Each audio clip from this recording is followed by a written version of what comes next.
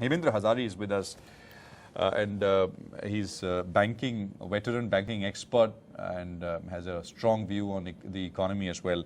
He's been bearish for as far as I can remember. Hemindra, thank you very much. Good to have you with us here. So your prophecies are all coming true.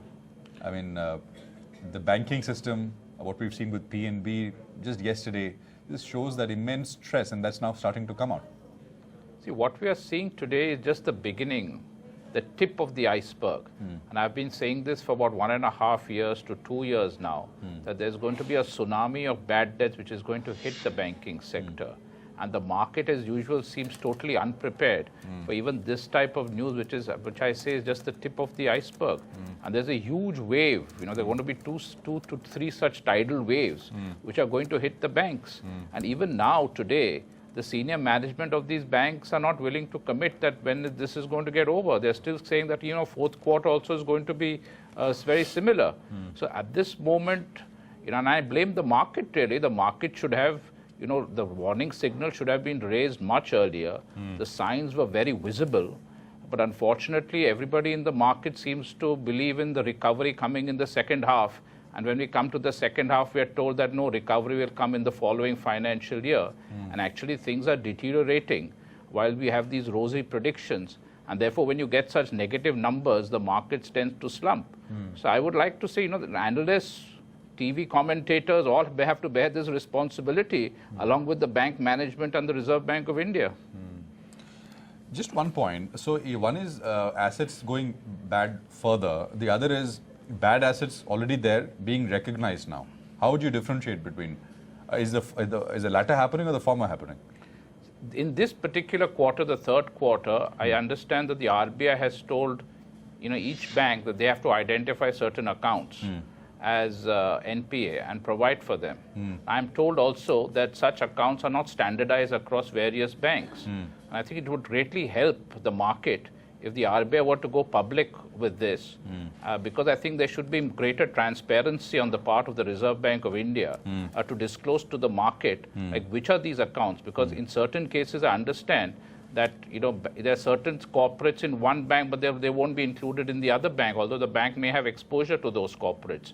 So there is total, you know, there is no transparency in this. It is very difficult for analysts to predict or calculate this number now. And I believe the RBI should be more transparent. And I understand the Supreme Court has also instructed the Reserve Bank of India, you know, that even its confidential and annual inspection reports should be made public.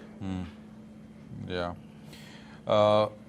So we heard from the PNB person, the CMD yesterday, and she said that we have till March 2017 to clean up the books, right?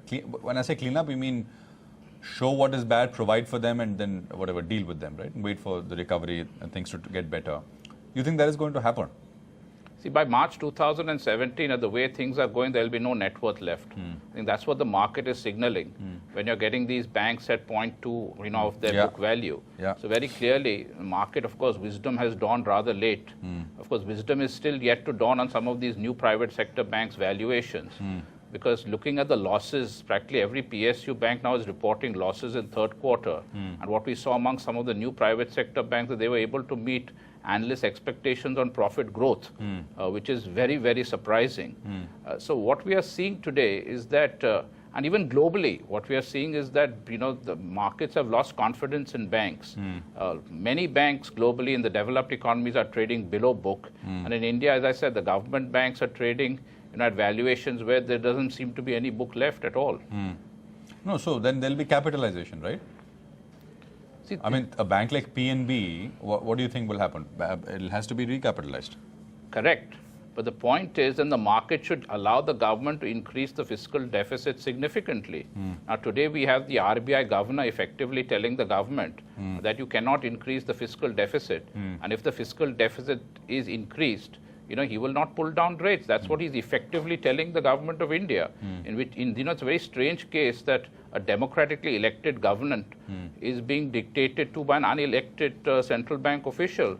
And this is what the markets really love. Advice, right? Not instruction. But it is advice, but it's, you know, shall we say, an advice in a velvet glove. Okay, that's open to interpretation. But just a quick point, the one argument on this entire fiscal thing which is given is that, despite what the RBI has done on rates, etc., market rates, bond deals, for example, have gone up, right, in the same period. Say from the beginning of 2014, RBI has cut rates by about 150 basis points or so, 125, 150. But bond yields are actually higher than where they were at the start of 2014. So what is it telling us? See, one is there is an outflow of foreign portfolio investor money. So far, at least on the debt side, you may have seen some inflow. But I think, and the RBI has been defending the currency. So there's bound to be some weakness in the currency, which is resulting in a tightening in the money markets and the liquidity overall. In addition, what you're seeing is the government has not been spending because, again, the markets dictate to the government that they should control the fiscal deficit. And when you control the fiscal deficit, actually the slowdown becomes much worse. And that is why I'm expecting even the fourth quarter to be much worse. Because if the government refuses to spend to meet the market and the what they've stated to the credit rating agencies on fiscal deficit, then there'll be a massive squeeze on expenditure, which appears to be happening in this fourth quarter. But there is also, so there are only, would you agree, Hemindra, bad choices right now? There are no good choices. See, there are good choices if you can do two things. Both will be highly controversial to the market. One is you massively increase the fiscal deficit, and two, simultaneously impose capital controls. Because you cannot have one without the other. Because if you massively increase the fiscal deficit and you keep your capital flows free, then it will lead to a massive capital outflow. So you have to have both these things simultaneously. Now, unfortunately, most of the economic advisors to this government, as well as most market commentators, they abhor capital controls. The moment you talk of capital controls, it's like, oh my God, these are some Marxist ideas. While, a lot of now in the mainstream, you're finding more and more articles are coming, even in the Wall Street Journal, mind you, which are, tending to be more favorable towards the imposition of capital controls.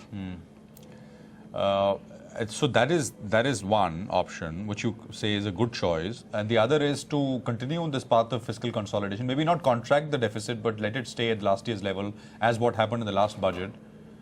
And just wait it out. You think that's, what will that Well, lead if to? you want that to happen, then please don't talk about growth, because there's going to be a very negative impact on growth.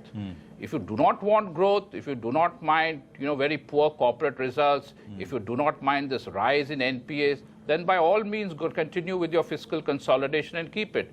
But then let's not talk about growth at all. Because if you want growth today, and this is true even with the global economies, you require the fiscal deficit to expand. Now, the great fear that the market and a lot of these economic advisors have is that the fiscal deficit expansion will lead to inflation. Now, my main point is this. Today, there is undercapacity utilization everywhere, even in India. So where, even if government were to increase expenditure, it is not going to result in inflation because capacities are hugely underutilized today. But one point, of course, is also that after the last budget, states have a lot more spending power. I mean, actually, state budget combined is a lot more than the central budget. So how much pump priming can the central budget do, Hemindra? See, the central budget can do as much pump priming as it wants. But the problem is that today, because you have allowed the freedom of capital to come in and go out without any restrictions, and fiscal deficit is somehow erroneously, in my view, linked to something very negative. If you want to pump prime the economy, this is a classic Keynesian argument that in a slowdown, you require both monetary as well as fiscal stimulation to revive growth. Unfortunately, what we've seen in global economies is that you're only resorting to one tool, which is a monetary, kind of stimulus. Now, the point is today, you are unable to lower rates significantly, even in India, because it will further accelerate the capital outflow. You are unable to increase the fiscal deficit because the commitments that you've given and the capital markets do not increase. So effectively, you have tied yourselves up, and there is no room for any kind of stimulus that the government can do, both fiscal as well as monetary, to revive any growth. In 2000, just an argument to take the other side. In 2004, Hemindra, Indian government bond deals were about 5%. US government bond deals were about 4%. This is 11 years back, right? US government bond deals are about 1.5% now. We are at whatever 7.5%, 8%. Why do you think that has happened? Well, that is the argument which is made is, especially by the RBI and others, is if you don't control inflation, if you let the deficit run unchecked, you essentially will not be able to reduce cost of capital effectively. You will need lower cost of capital. I mean, I don't think you have any argument with that, right? Fiscal policy and monetary policy are not going to work independent of each other. Well, let's take this argument and say Europe and Japan have been having close to zero interest rates. Even the US economies had very close to zero interest rate and it marginally went up. Has it led to any significant increase in growth and employment? The question is this, that when you're in an economic slowdown, and this is what Keynes called the liquidity trap, you can bring down rates to zero, but it's not going to revive the economy because you need to increase demand. And the way to increase demand in a slowdown, and this is which I'm a firm believer of, is for the government to spend more. You keep talking about this, interest rates. The point is, even if you bring interest rates down, and we have seen this in Europe. My single point is not just interest rates. I'm just saying you're okay with 15% inflation. You're okay with bond yields at 15%. The point is, what is the greater evil today? Is it demand or is it inflation? That is my point today. Today, there is no harm done if you have 10, 12% inflation, if you're getting growth at the same time. But what is the point of having very low inflation and no growth? There's no employment. End of the day, let's understand why is inflation considered bad. It is considered bad because your real incomes are squeezed, right? Now, if you have a demand slowdown and if you keep interest rates high, effectively you're squeezing the real income of people. So your solution, you're coming back to the same thing with the real income of everybody is squeezed out, which is the same problem when you have inflation. So your remedy to the symptom appears to be the same to me.